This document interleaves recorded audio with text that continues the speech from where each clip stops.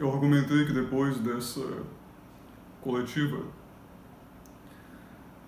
nós saberíamos se o Bolsonaro decidiu abdicar da popularidade dele ou se o Bolsonaro optou por brigar por ela.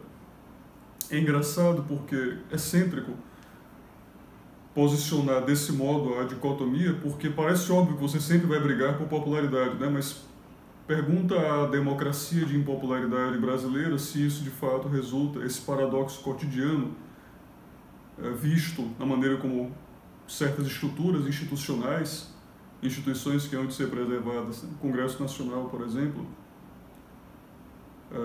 em sua hiperbólica impopularidade, como que essas instituições funcionam, como essa democracia de impopularidade brasileira funciona. Mas bem, o Bolsonaro obviamente decidiu brigar pela popularidade dele. O que isso significa? Bom, significa que a política de trincheiras foi encerrada, porque a guerra civil dentro das forças bolsonaristas, ela ultrapassará a relevância de qualquer outro conflito político. Rapidamente a estrutura se reconformará ante a dicotomia dos dois. Eu vou já analisar o pronunciamento do Bolsonaro, mas isso são resultados que eu já havia citado na análise prévia ao pronunciamento, mas eu vou só reiterar como eles se manifestam a partir disso, como eles se sustentam a partir disso. Qual é a configuração exata que eles vão tomar. Obviamente vocês vão observar que todas as forças políticas anti-bolsonaristas e antipetistas, todas as forças políticas que se declaravam tanto contra Bolsonaro como contra o PT ou contra a esquerda, todas essas forças vão imediatamente gravitar ao Moro. Imediatamente elas gravitarão no conflito ao Moro. Portanto, o Moro ganha. O Moro certamente ganhará apoio da imprensa tradicional, que é anti-bolsonarista, e se poderia também dizer em alguma medida, dado que a Globo e outras emissoras teve tanta facilidade em cobrir, na sua cobertura da Lava Jato, mas todas essas forças políticas, mesmo aquelas que pediram a cabeça do Moro no período do Intercept, no período da Vaza Jato, mesmo essas estruturas de mídia vão apoiar, se forem anti-bolsonaristas e pelo menos não tiverem tendência direta esquerdista, vão apoiar o Moro. Vão apoiar o Moro. O Moro ganha o apoio de todos esses grupos. Ele ganha alguns movimentos sociais. Eu antecipo que o Movimento Brasil Livre, eu imagino que o Movimento Brasil Livre, que tem uma característica anti-bolsonarista, eu interpreto assim, minha interpretação, deve aderir ao Moro. Alguns grupos, alguns movimentos sociais, então, vão aderir ao Moro. Todos esses são os grupos que imediatamente ele já ganha, ele já os tem. E eu já havia argumentado que isso gera uma dificuldade, uma certa confusão incisiva aos outros grupos, que tem um posicionamento não tão claro entre Bolsonaro e Moro. As duas escolhas, para eles, não são exatamente algo dos sonhos, Talvez para eles seja uma espécie de escolha de Sofia. Mas bem, o pronunciamento em si. O Bolsonaro, ele depictou o Moro, ele antecipou a campanha eleitoral Ele antecipou dramaticamente a campanha eleitoral e tratou o Moro como adversário de palanque. Esse foi o tratamento que o Bolsonaro deu. Ele se declarou traído do mesmo jeito que Moro arguiu ser.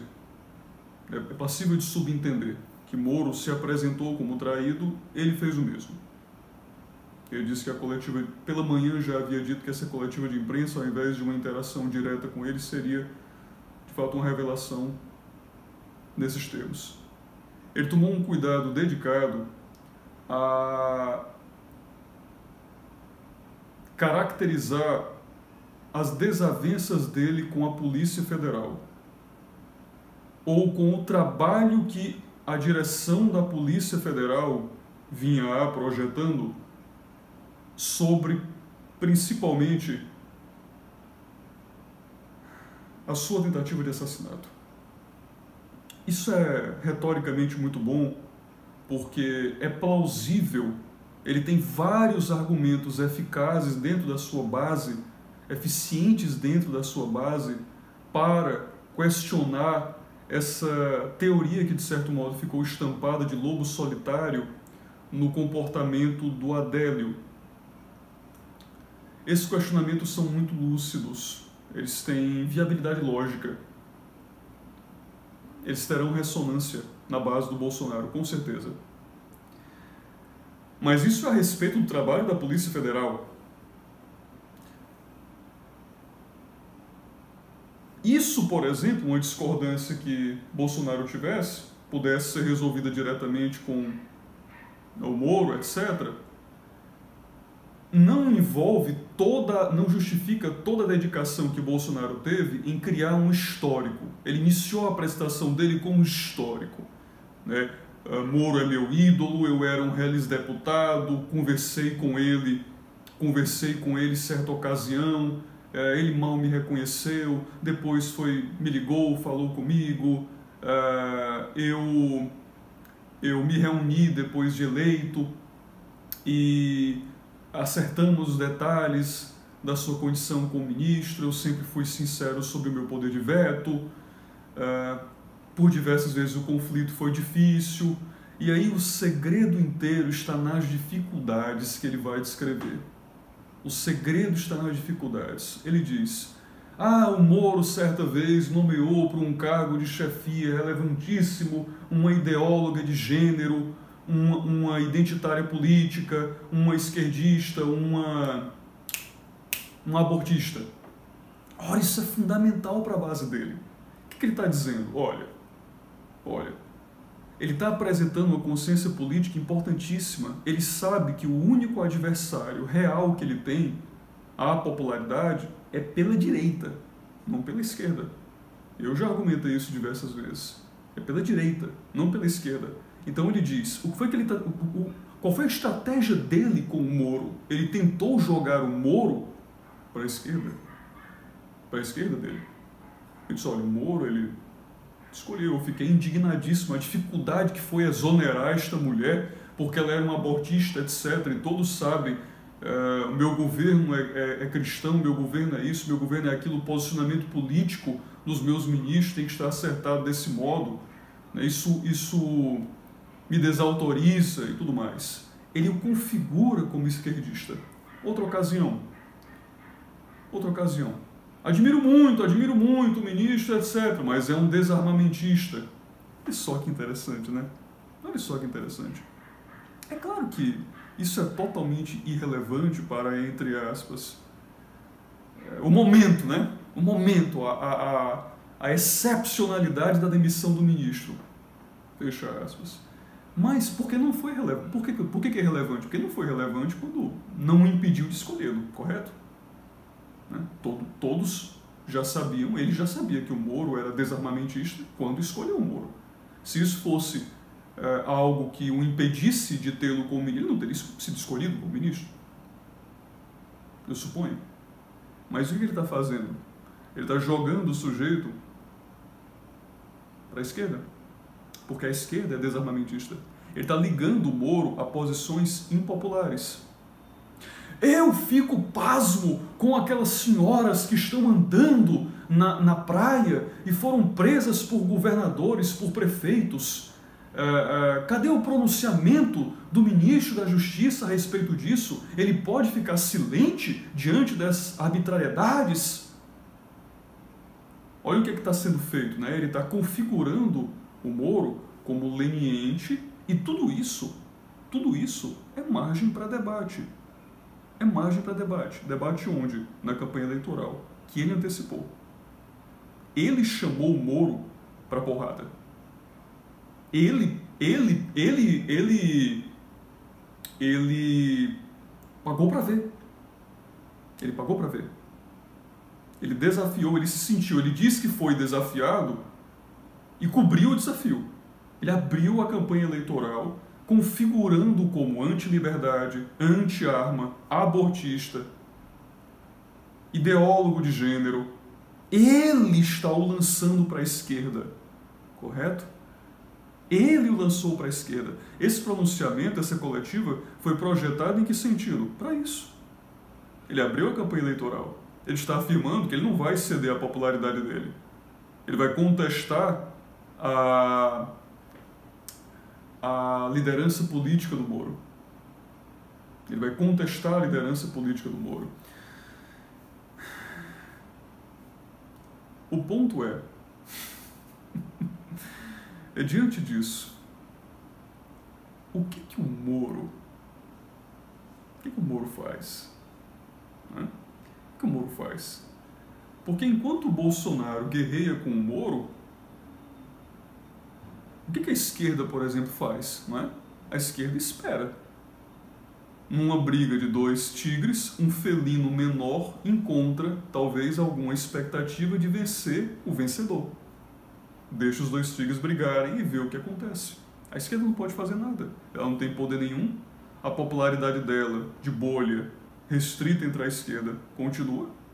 Ela não pode apoiar o Moro, que é o seu algoz. Ela não pode apoiar o Bolsonaro, que é o seu algoz. O Congresso não pode se juntar com o Moro. Impossível. Impossível.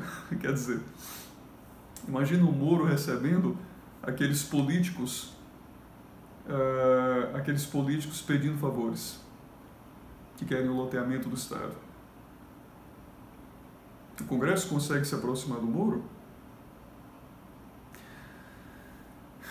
E eu já tinha interpretado isso no vídeo anterior, o monopólio que o Moro faz de toda a oposição ao Bolsonaro, talvez nem dependa de ações dele.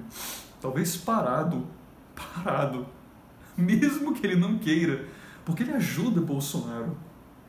Se ele conseguir anular qualquer oposição ao Bolsonaro, ele o ajuda. Imagina, por exemplo, que amanhã os tais líderes dos governadores se juntam tal, e montam uma comissão que queira antagonizar o Bolsonaro. A pergunta de qualquer adversário ao Bolsonaro é: qual é a sua posição sobre o Moro?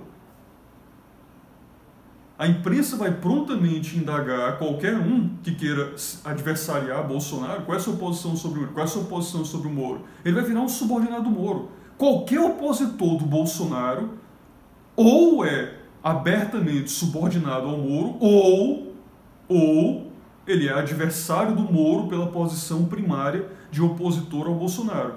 É como se o Bolsonaro, observe da seguinte maneira, é como se o Bolsonaro fosse o dono do cinturão. Ele é o dono do cinturão em uma categoria de luta. E existe o primeiro desafiante. O primeiro desafiante é o Moro. O primeiro desafiante é o Moro. Todos os outros desafiantes, todos os outros que quiserem a posição de desafiante vão ter que desafiar o Moro. Eles têm que desafiar o Moro, porque o Moro ocupou o lugar de primeiro desafiante. Ele tornou impossível qualquer outro indivíduo antagonizar diretamente o Bolsonaro, porque qualquer outro indivíduo é menos relevante do que o Moro. O Moro e o Bolsonaro vão ocupar agora a dicotomia política fundamental. Fundamental. Os dois se apresentaram em severa oposição. O Moro, nós vamos ter que estudar isso também, revisar qual é o corolário, não é? Quais são as medidas, é porque você precisa, para entender qual é o programa de governo do Moro, você tem que ler o projeto anticrime. É o que eu chamava de 10 mandamentos da Lava Jato, os mandamentos da Lava Jato, nesse sentido. Você tem que observar o projeto anticrime, você vai entender quais são as posições do Moro nesse contexto policial. As outras posições, o Moro vai ter de se apresentar. Mas e se ele não quiser? O Bolsonaro vai definir o posicionamento político dele. Se o Moro não aparece e diz eu não sou desarmamentista, eu não sou abortista, o que acontece automaticamente? Quem cala consente. Quem cala consente. Então o Bolsonaro fez um movimento muito interessante ao desafiá-lo ao palanque. Ele o desafiou ao palanque. Se o Moro não quiser assumir essa posição, é muito possível que a inviabilidade de outras presenças políticas, mesmo assim, seja anulada por ele, mesmo desse modo. E Bolsonaro continua sem ter adversários na direita. Como eu havia mencionado, independente de qualquer variável, é uma ilusão. Vocês que observem ou que observaram o pronunciamento do Bolsonaro, ele se pronuncia como alguém emparedado? Esse cara parece alguém que está acochado, ou ele é sempre em ofensiva? Sempre em ofensiva. A postura dele sempre é manter a ofensiva. Sempre. Ele sempre ataca. Sempre age, é um padrão comportamental do posicionamento político dele. Ele sempre opera na ofensiva. Eu havia mencionado isso. Independente de quaisquer variáveis do pronunciamento, o protagonismo político continuaria sob a agência dele. Ele teria e manteria essa autoridade. Ele não a delegaria, ele não entregaria. Não faz parte da índole. E assim vai ser enquanto a guerra civil, poder-se dizer na direita, funcionar entre anti-bolsonaristas e anti-esquerda, né, e direitistas, e os bolsonaristas raiz, vamos chamar desse modo.